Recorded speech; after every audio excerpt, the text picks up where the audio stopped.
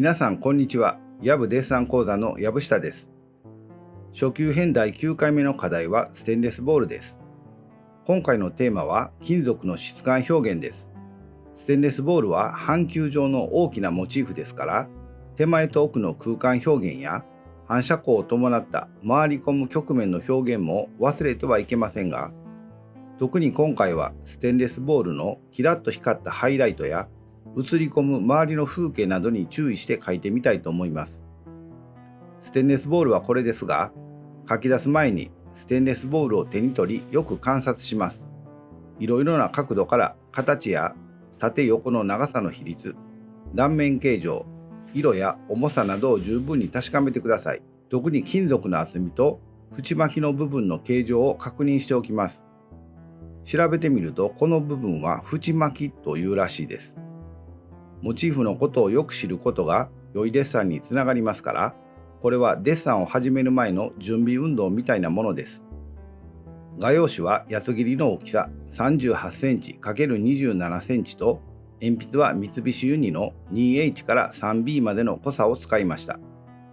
動画の再生速度は前半は2倍速で、後半は3倍速、4倍速にしました。必要に応じて再生速度を調節してください。また制作時間は3時間でした。この動画を最後まで見て、制作手順、鉛筆の動かし方、練りゴムの使い方などをぜひ参考にしてください。動画を見て、なるほど、そうするのかと合点がいけば、それだけ皆さんは上達したことになります。それではステンレスボールのデッサンを始めましょう。まず最初に当たりを取ります。光源は左斜め上にあります。画用紙のどこに描くのか、大体の位置と大きさを薄く描きます。鉛筆を軽く持って筆圧を抑えて薄く描いてください。ステンボールは大きいので、今回は実物よりも少し小さく描いています。当たりを描くときは大体の大きさと位置を決めるのが目的ですから、測ったりせずに見た目の感覚で描いていきます。鉛筆は B を使っています。ステンボールの影のできる側と下側の空間を反対側よりも広く取ります。デッサンが欠けてくるとステンボールの重さも表現され、重力で下に沈んだように見えて下側の空間が窮屈に感じられるのを防ぐためです。影もモチーフの一部ですから、全体のバランスを考えてステンボールの位置を決めます。それでは形を描いていきます。ステンボールの左右の幅を決めます。ステンボールの高さと上の楕円の高さを決めます。測り棒を使って長さの比率を測っています。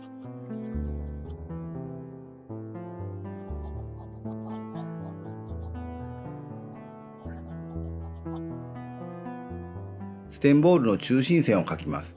この中心線は画用紙の縦の縁と平行です。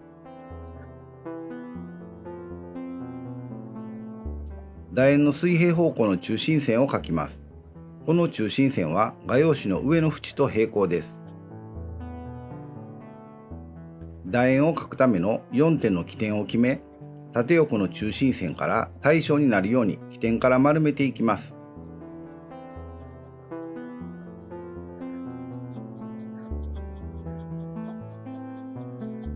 間をつなぐようにして楕円を描きます。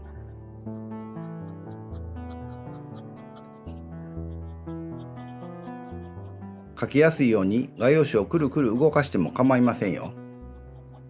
中心線から対称になるように気をつけて、この時もモチーフの楕円の湾曲具合を確認しながら描きます。画用紙を上下左右と動かして楕円がおかしく見えなければ OK です。今描いた楕円の内側に縁巻きの部分の少し小さな楕円を描きます。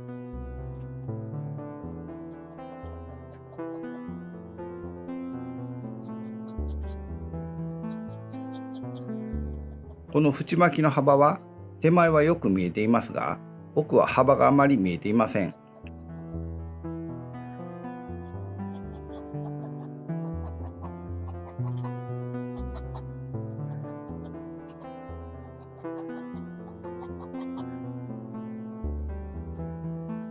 側面の輪郭線を描いていきます。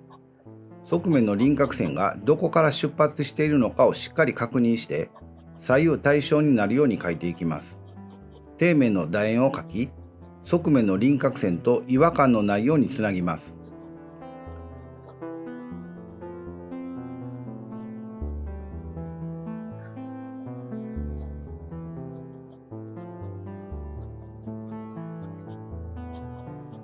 台紙状の影も大まかな形を描いておきます。形からはみ出している線は消しゴムで消し、濃くなりすぎた線は練りゴムで薄くしておきます。最後に消しゴムや練りゴムの消しカスを跳ねぼうきで払っておきます。これで形は完成です。ステンボールの明暗を描いていきます。使用する鉛筆は 2H から 3B を使いました。いきなり完成した時の濃さで描くのではなく、薄い鉛筆から使って徐々に濃さを上げていきます。最初にどこから光が来ているのか、光源の位置を確認しておきます。次にステンボールの一番暗い部分、一番明るい部分を確認します。光が当たったステンボールの明暗を図式化するとこのようになります。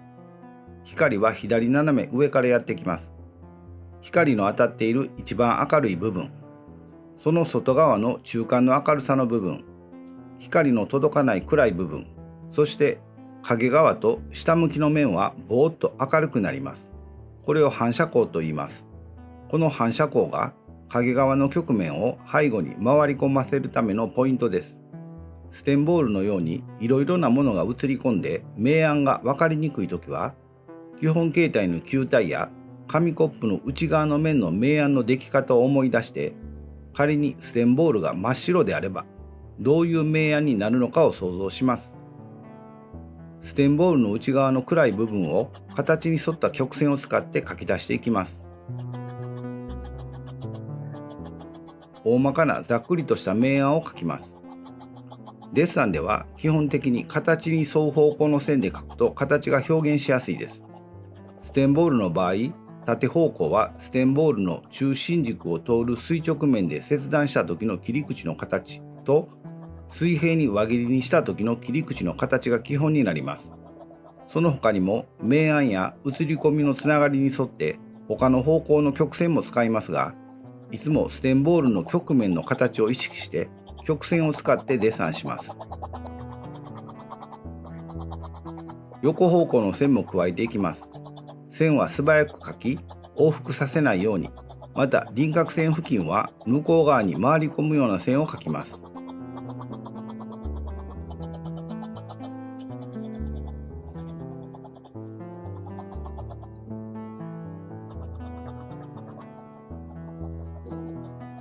手前の縁巻きの部分は面積的には小さいですが、非常に重要な部分ですから遅れないように描いていきます。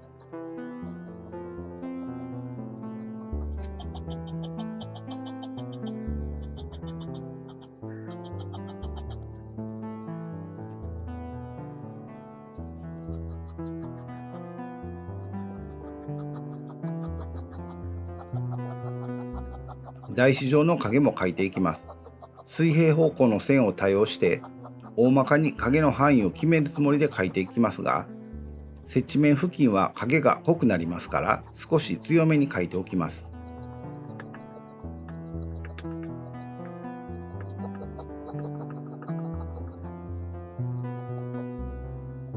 縁巻きの部分は金属の折り返しがありますから、その部分の映り込みを強調的に描きます。この部分が一番手前にありますから、常に他の部分よりも一歩先んじてデッサンを進めます。大きな明暗を描きながら、大まかに映り込んでいるものを当たりを取るような感じで描いていきます。この段階で映り込みが細かくなりすぎないように注意します。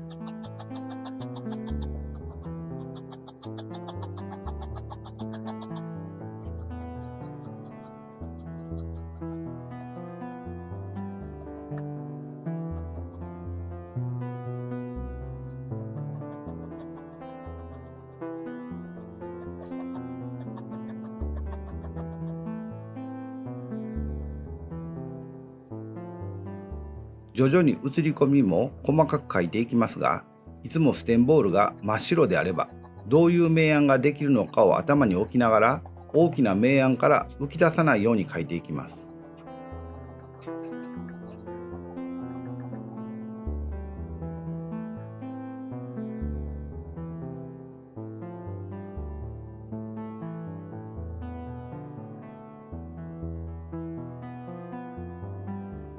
写り込みを書くときのポイントは、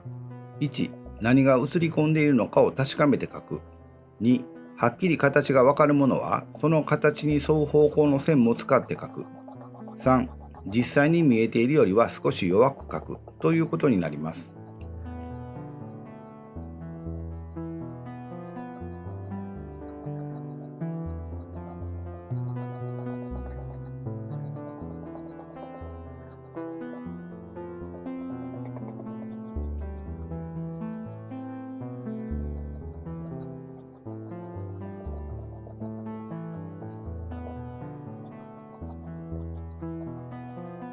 形を表す曲線を使ってまだまだ大まかな明暗を書いています。大まかな明暗は目を細めてみるとよくわかりますから、これ以上細めると見えなくなってしまうというくらいに目を細めてみてください。また全体が同じ完成度になるように注意して書いていきます。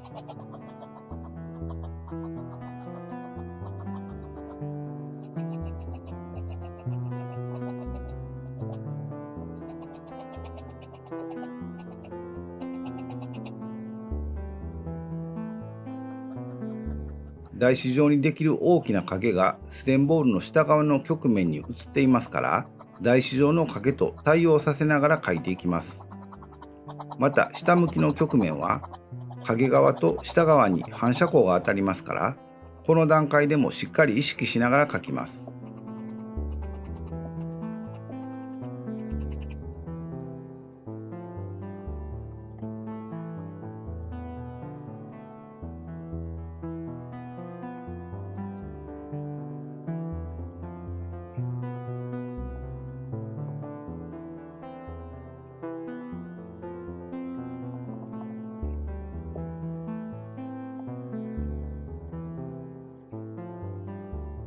また写り込みの描写に戻ってきます。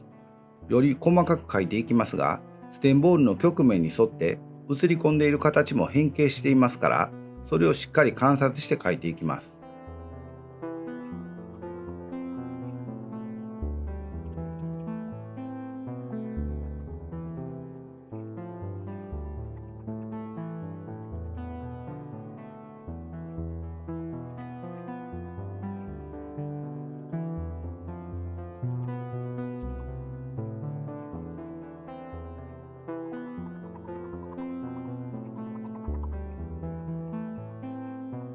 写り込みを描くときも全体の明暗を常に意識して写り込みを描きつつ大きな明暗も描いていきます。時々2メートルほど離れたところにデッサンを置いてモチーフとデッサンをゆっくり見比べてください。距離を置いて見ることで自分のデッサンを客観的に見ることができます。そして書くべきところをしっかり確認してからデッサンを再開します。見る、確認する、書くのサイクルを常に繰り返します。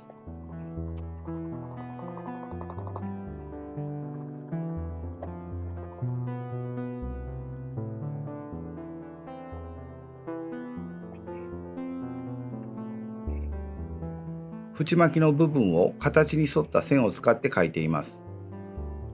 形に沿った線とは、楕円の中心点から放射状に広がった直線と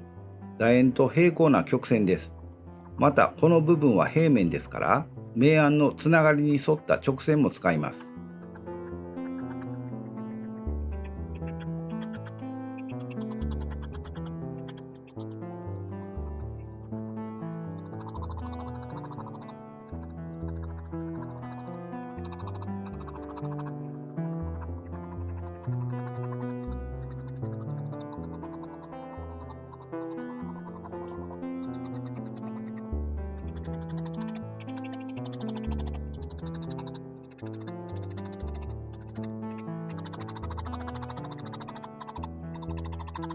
また台紙上の影を描きます。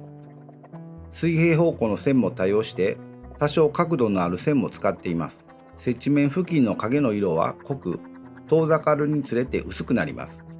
同じ濃さであれば手前は強く濃く、遠ざかるにつれて弱く薄く描くことでステンボールの置かれている空間全体を表現します。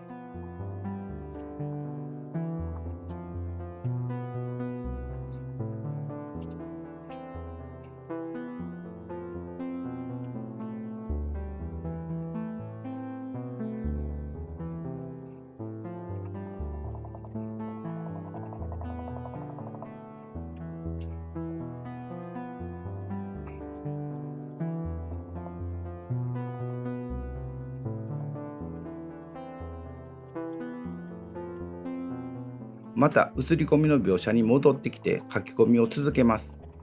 全体の大きな明暗から浮き上がらないように注意して書いていきます。このようにデッサンは細部を書き込むことで全体の明暗の不備が見えてきたり、また全体の明暗を書くことで細部の描写の不足が見えてきたりします。全体から細部へ、細部から全体へといつも同じ完成度を意識しながら行きつ戻りつデッサンは進みます。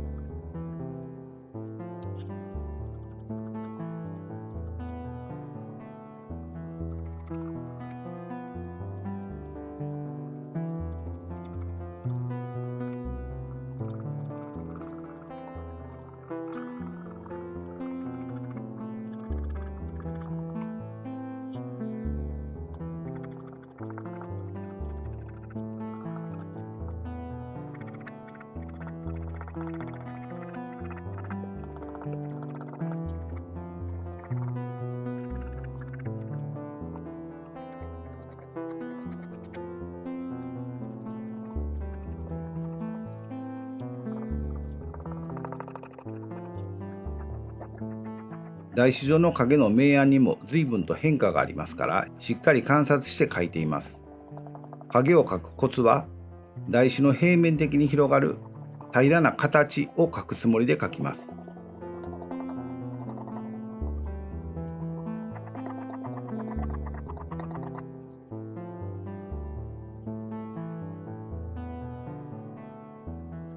練りゴムで明るい部分を明るくしながら、縁巻きの暗い部分を整理してより強く書き込んでいきます。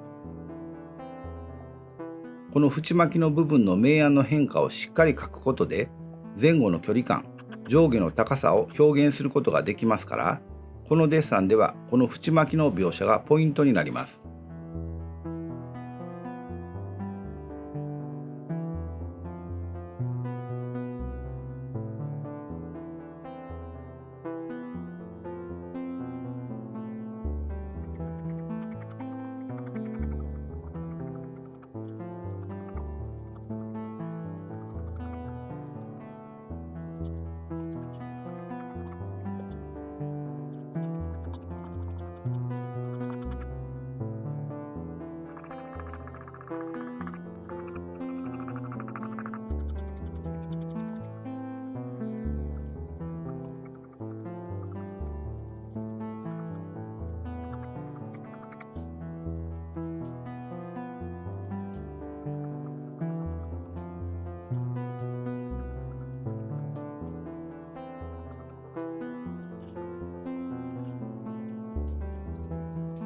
また写り込みの描写に戻ってきました。全体の明暗を意識しながらより細かい部分を書き込んでいきます。煩雑な写り込みは全て書けるわけではありませんが、しっかり観察してその形状や明暗の変化を見届けようという気持ちがあれば、それらしい描写はできると思います。このそれらしさの表現はとても重要なことです。ここで注意すべきは、見えていないものを書かないということです。ぼーっとしか見えていないものはぼーっと見えているなりに、はっきり見えているものも少し弱めに書くというくらいがちょうどいいと思います。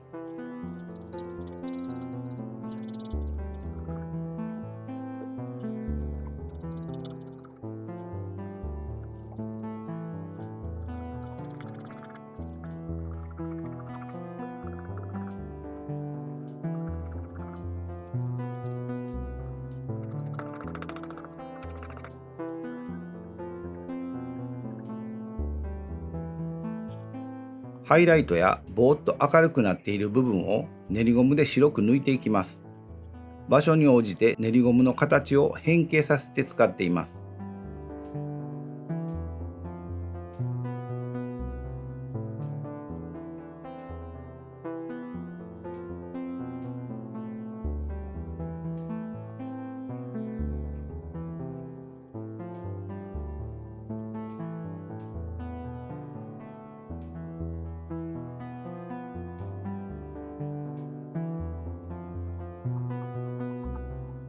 練りゴムで白く抜いた形を整えながら、ステンボールの縁巻きの部分の色味を先を尖らした B の鉛筆で書き加えていきます。金属を光らせるコツは、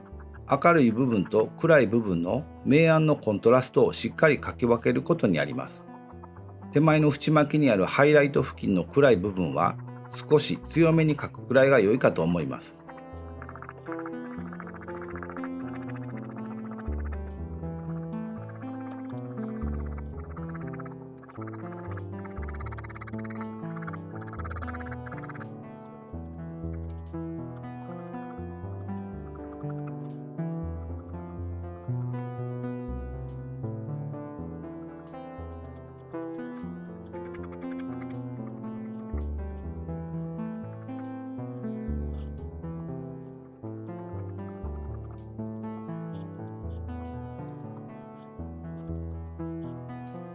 縁巻きの一番暗い部分と常に比較しながら映り込みの暗いところを書き込んでいきます。細かい部分を書いていると大きな明暗が狂ってしまうことも起こりがちですから、常に大きな明暗の中に収まるように心がけて書きます。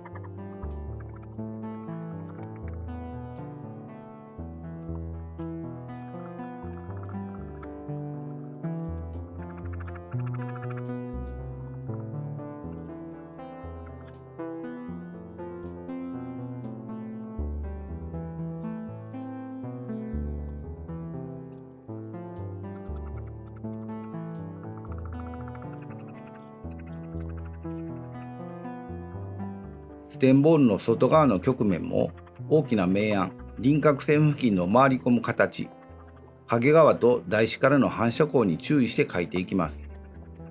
この曲面には白い台紙とステンボールの影しか映っていませんから、全体的にはそれほど暗いわけではありません。他の部分と明暗を比較して暗くなりすぎないように注意します。2メートルほど離れたところにデッサンを置いて、モチーフとゆっくり見比べてください。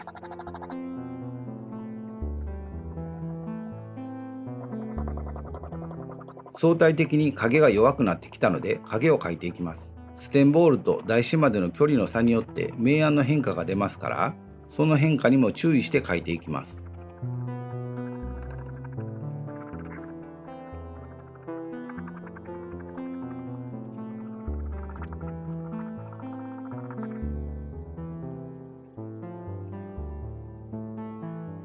縁巻きの外側はステンが少し下に曲がっていて厚みを感じさせる部分です。その曲がっている部分に暗い映り込みとハイライトがありますから、その明暗を少し強調して描いておきます。強調して描くことで手前と奥の距離感を表現することができます。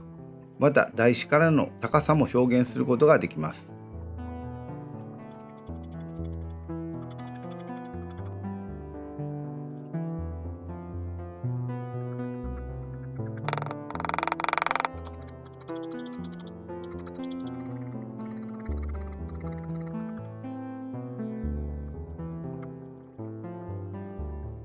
縁巻きの部分の書き込みを強めます。ハイライトや暗い映り込みをしっかり書くことで、金属が少し下側に曲がっていることや一番手前にあることを強調的に表現します。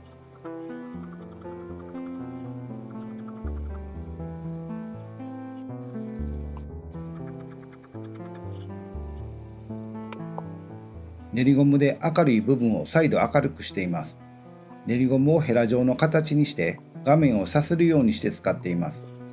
最後の明暗の微調整に向かいます。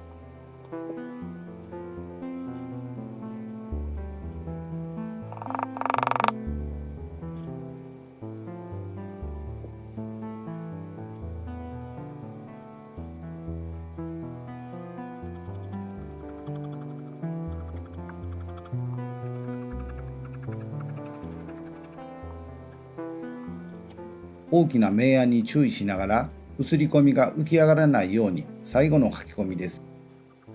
デッサンを少し離れたところに置いて書き込みに不足がないか、弱いところはないかなどを確認しながら進めます。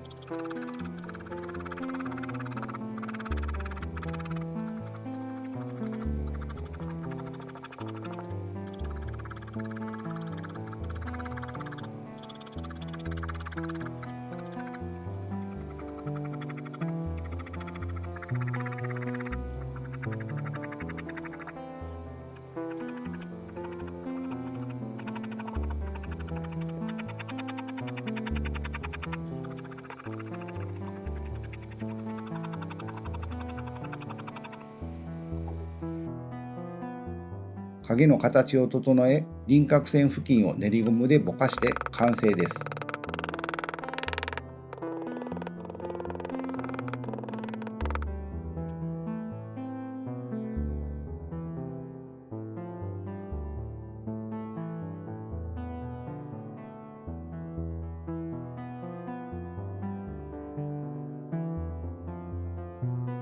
はい、皆さんいかがでしたか？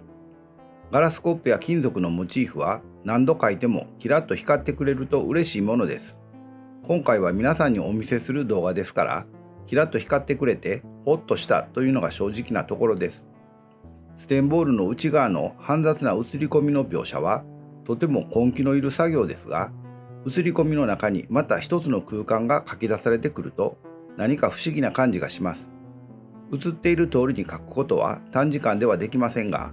根気強く映り込みを見ながらデッサンをすると、それらしさは表現できます。このそれらしさがとても重要です。今回は初級編第9回目の課題としてステンレスボールのデッサンをしました。今回のテーマは金属の質感表現でした。ステンレスボールのキラッと光ったハイライトや明るい部分の表現は、そのそばにある暗い部分とのコントラストを強めることで表現します。また映り込みを描くときは、1、何が映り込んでいるのかを確かめて描く。2、はっきり形がわかるものはその形に沿う方向の線も使って描く。3、実際に見えているよりは少し弱く描くがポイントになります。はい、皆さんお疲れ様でした。ステンレスボールのデッサンの説明は以上です。次回の第10回は四角い紙パックのデッサンをします。この動画が参考になったという方は、チャンネル登録、高評価、コメントもぜひお願いします。それでは今日はこれでおしまいにします。また次回の動画でお会いしましょう。皆さん、ごきげんよう。